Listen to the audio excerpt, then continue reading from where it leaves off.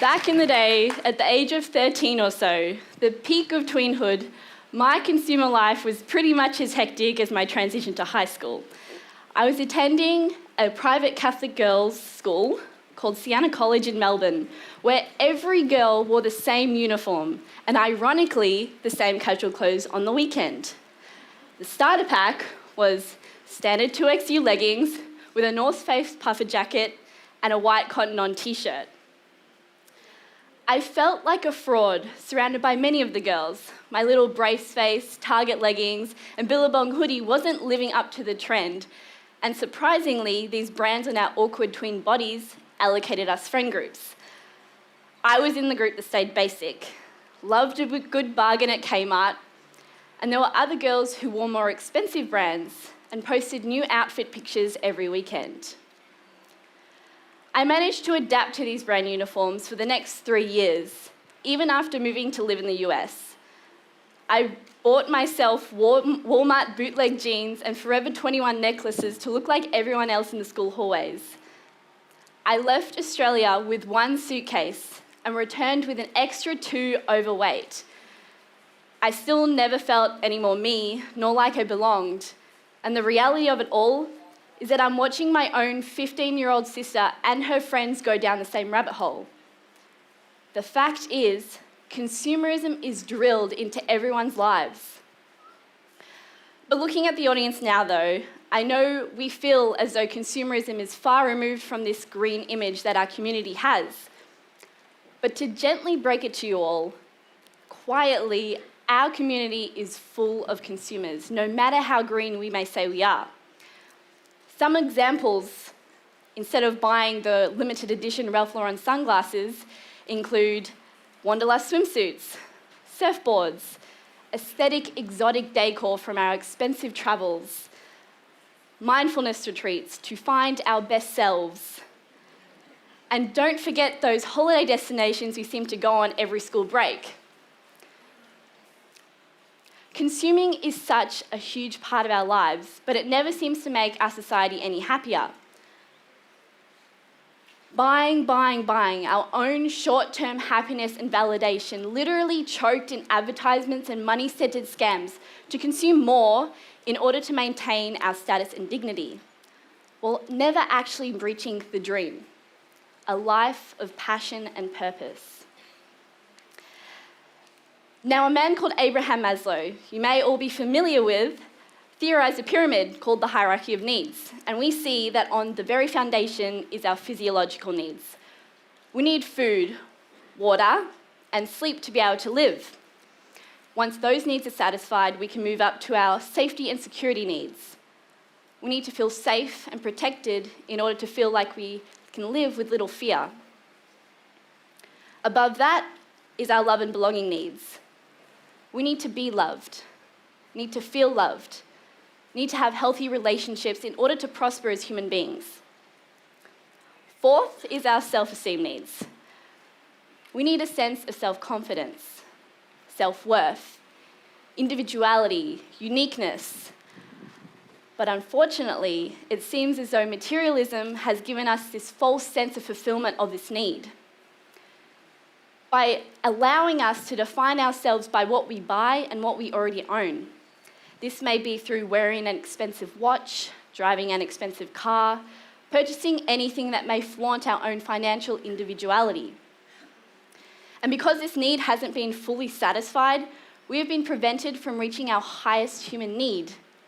That is self-actualization, to pursue our life's passion and purpose.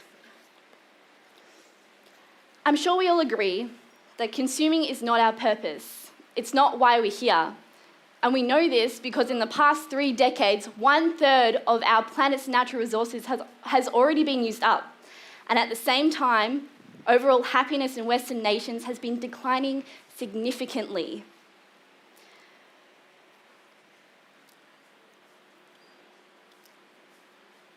Now, symbols of power have always been a part of human civilization. But consumerism, the modern day version, was an idea only first thought about in the 1700s by a man called Adam Smith. Now, Adam Smith was a posh British capitalist at the time the trade routes were opening up in Britain, and he wrote a book called The Wealth of Nations. In it, he said that individuals must be unleashed to seek their own selfish economic interests. Capitalism was born with consumerism at its very heart. The Industrial Revolution followed along after, with businesses now able to produce goods en masse and keep up with society's demands for cheap and luxurious goods. Not only was this beginning of the consumerist, machine-powered society we now live in, but also marked the death of self-sufficiency, when we were able to provide for ourselves by making our own foods and farming and making our own clothes. With the Industrial Revolution came along the free trade system, when all our needs were now projected onto high powers such as the government and corporations. Now, looking back at Maslow's hierarchy of needs, we're able to see how consumerism has managed to hijack the fulfillment of our self-actualization needs. We are actually told to, and conditioned by Western culture, to feel like we need to consume more in order to maintain our position in society, while forgetting to focus on the present, what we have now. What makes us happy? What makes you, you? We're not the first to realise this, however. A man called Karl Marx in the late 1800s focused on the menacing elements of capitalism and said that we are prevented from using our own ancestral skills to provide for ourselves and communities, that we are essentially opposing our own human consciousness, that human history is man creating itself through labour.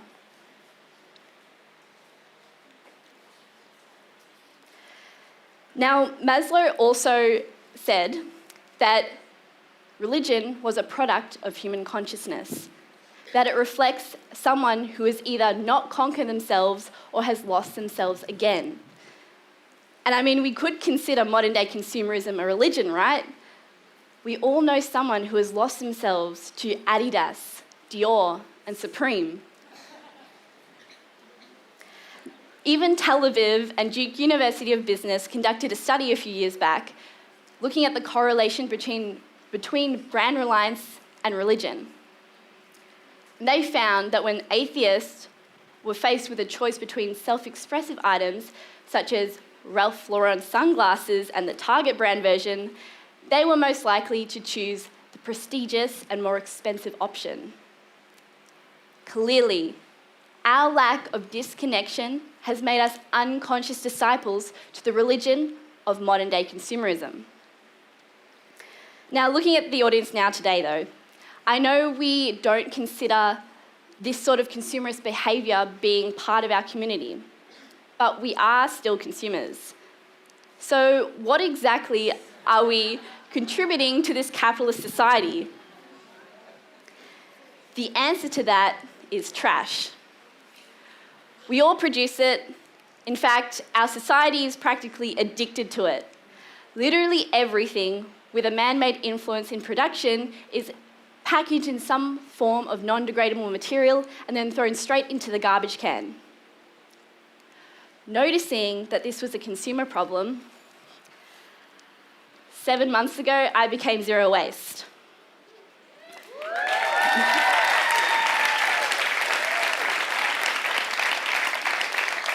In that time, all the waste I have reduced has been added to this jar. It's basically a reminder of the unavoidable. You know, we see some straws, some op shop tags, some receipts, of course. But my family also attended Green School two years ago in 2016. And being part of this green community, they would call themselves conscious consumers. But after auditing their trash production over a week in Melbourne, I found that 99.9% of our household trash emissions came from what they added to their consumption activities, with the other 0.01% coming from what I added to my jar. when in reality, that thing is not going into the landfill, reducing emissions even further.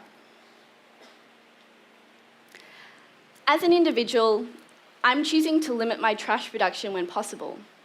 All that is left to purchase is unprocessed, natural, sustainable products. But I know this sounds like an extreme idea, so hear me out. Just imagine if all of us here today in our green school community became zero waste. If we ditched the out of sight, out of mind mindset. If we only consumed what we need and not what we want. We would be serious about being green then, right? I started this project a year ago after watching Minimalism, a documentary by Ryan Nicodemus and Joshua Fields, and watching it was like a wow moment. Like, wow, I don't have to consume more to feel like I belong or to be happy. I just have to focus on the connection I have with myself and others around me to find this sense of happiness in my life. Sounds easy, right? This is the part where I tell you it's actually really hard to change what we've been conditioned to do our entire lives. But I mean, the beginning was easy. All I had to do was rid myself of all the bits and bobs in my shelves, like the costumes I knew I never wore or added value to my wardrobe. But once it got to the bigger things, the things I let define myself, it took me days, months, to decide whether those items added value to my life, whether I wanted to keep them. I was forced to focus on the connection I have with myself and the others around me, something I take for granted every day, what makes every human the happiest, and that is strong relationships. And one day, after sitting on my bamboo balcony, looking over my permaculture garden I created, over the banyan tree in the Balinese jungle, I began to feel this new sense of belonging as a minimalist. In fact, these three concepts, Tri Hita Karana, is a concept well known to Bali. In other places, it could be called human connection, the connection between us, others, and nature. The three reasons for well-being and prosperity, and what I have found to be the very foundation of what sustainability is. So looking at the sustainability compass, we see that minimalism has a positive effect on all three aspects. However, economy is a missing link. And it makes sense, right? We can't implement a minimalist lifestyle into a capitalist linear economy because products are made and then disposed of. Inequality is constantly rising. So much trash is wasted, as well as energy being blasted out into nowhere, that it simply doesn't work. So, an alternative to this would be a system where we see the circulation of all energy, where we can see how our actions affect the world around us. A circular one. But to be able to move to this type of system, we have to move past our biggest barrier, the prevalence of greed and disconnection.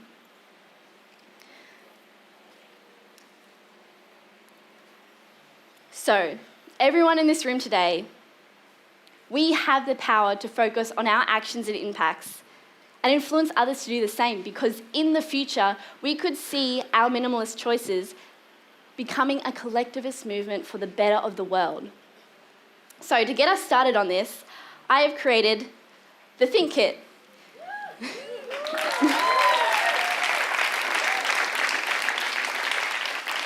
In collaboration with Tree Handkerchiefs, to ask consumers to simply think. It's made from all upcycled materials sourced from local enterprises on the island of Bali, with all profits going back to grassroots organisations in Kalimantan protecting our last remaining rainforests. So, us as consumers have the choice to re-establish our human consciousness. without consuming mindlessly and ignoring our own curiosity. Green School. You want to set a sustainable example for the wider world. You want to walk the talk every day, and I'm sure we all agree we believe in green living. So why not do that every day? Walk the talk anywhere we are. For me, walking our Green School talk means making conscious decisions. What do you truly need in your life? Perhaps start by going home today and seeing if anything in your closet actually brings you deep value or deep joy. It means meditation for gratitude, because consumerism is fueled by insecurity and can be remedied by mindfulness. It means connecting to our natural world. Think self-sufficient. You could start by creating your own permaculture garden at home like I did. It means think about reducing your consumption. From your waste production to your brands in your closet. We know we can't buy the real us. Humans belong in other natural ways that aren't defined by the money in our wallets and the brands on our white cotton t-shirts. These small steps can change our world on a huge scale and can convert our human consciousness to a higher level of connection, something we've been conditioned to throw away. So by living with intention is living in balance with our world. We are a part of it, not separate to it. Our human nature exists to do so. When us humans are at our very best, we are completely and utterly connected to our natural world.